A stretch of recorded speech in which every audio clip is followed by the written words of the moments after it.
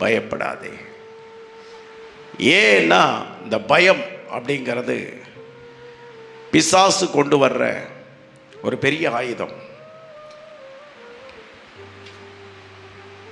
முதல்ல அவன் செய்கிற அவனுடைய தந்திரமே என்ன அப்படின்னா, அவன் நம்மளை பயப்பட வச்சிட்டான்னா வேலை முடிஞ்சுது. அதனால தான் ஆண்டவர் அடிக்கடி என்ன நிறைய இடங்களில் நீ என்ன செய்யாதே, பயப்படாதே, நீ பயப்படாதே.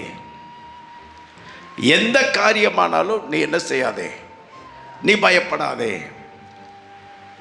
முதல்ல பிசாசு செய்கிற தந்திரமான ஒரு காரியம் என்னன்னா, எந்த காரியமாக இருந்தாலும் மனதை மடிவிக்கிற ஒரு செயலை செய்வான். மனது துவண்டு போயிடும்.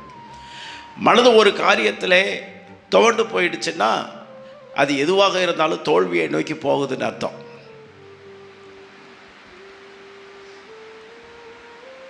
எதுவாக இருந்தாலும் சரி, மனது துவழுதுனாலே தோல்விக்கு இடம் கொடுக்குறோன்னு அர்த்தம். ஆண்டவர் சொல்கிறேன், இந்த காலை வேளையில் வந்திருக்கிறதான நம்மை பார்த்து சொல்லுகிற ஒரு வார்த்தை, நீ என்ன செய்யாதே, பயப்படாதே.